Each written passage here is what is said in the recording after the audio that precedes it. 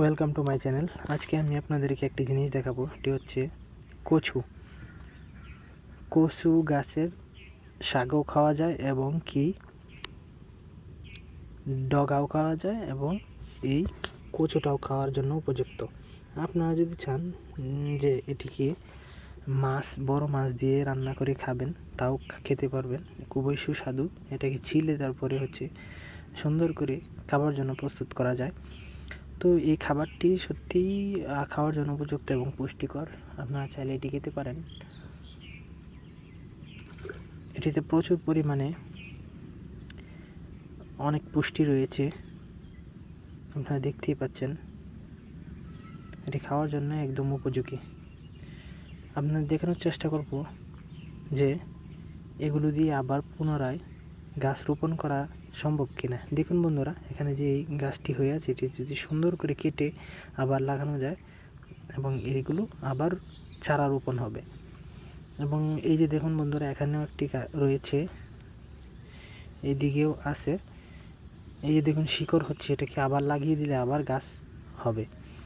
তো এটা খেতে অত্যন্ত সুস্বাদু।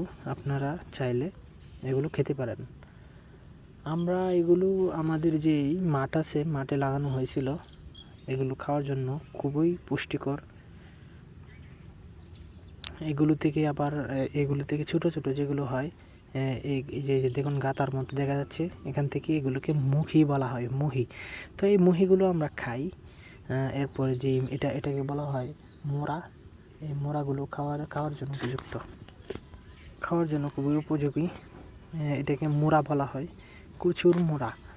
আপনারা যারা না চিনেন তারা অবশ্যই চিনে নেবেন। এটাকে বলা হয় কচুর মোড়া। মোড়া খেতেও সুস্বাদু, আপনাদেরকে তো বললামই। এই দেখুন, এখান থেকে চারা হবে, এটাকে যদি আবার লাগাই দিই তারপরে মুহি হবে, তারপরে মুহির যে এটা মোড়া, মূলত এটা মুহিগুলো আমরা যখন তুলে ফেলছি তখন এই মোড়াটা রয়েছে, এটাও খাওয়া যাবে, কোনো সমস্যা নেই। সবটাই পুষ্টিযোগ্য এবং খেতে খুবই ভালো লাগে। এবং এটাতে প্রচুর পরিমাণে আয়রন, ক্যালসিয়াম রয়েছে, যেগুলো আমাদের শরীরের জন্য খুবই ভালো। বন্ধুরা, আপনারা দেখতেই পাচ্ছেন, এই যে দেখুন মোড়াটা, এই মোড়াটা যদি আবার আমরা রোপণ করি তাহলে আবার মুহি হবে, আবার চারা হবে, আবার আমরা এখান থেকে মুহি খেতে পারবো। এবং এখন যদি আমরা এই মোড়াটাও খেয়ে ফেলি তাও আমরা খেতে পারবো, কোনো সমস্যা নেই।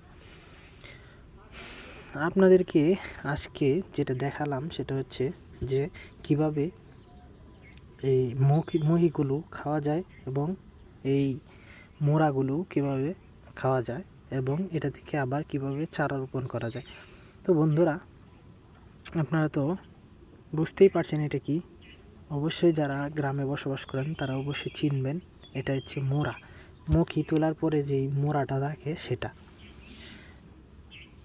তো বন্ধুরা, এটা যদি আবার রোপণ করি আবার হবে মুখি। তাই বন্ধুরা, যারা মুখিগুলো খান তারা তো জানেন না কিভাবে মুখিগুলো হয় এবং মুখির গুঁড়াগুলো আবার কিভাবে খাওয়া যায়। তো যারা যারা দেখতেছেন তারা অবশ্যই বুঝতেছেন যে এটা কি। এই মোড়াগুলো আমরা খাবারের জন্য আবার রেখে দিছি, আমরা চাইলে খেতেও পারবো, আবার এগুলো ফেলেও দিতে পারবো, কারণ মুখিগুলোও খাইছে এবং মোড়াগুলো খাওয়ার জন্য প্রযোজ্য।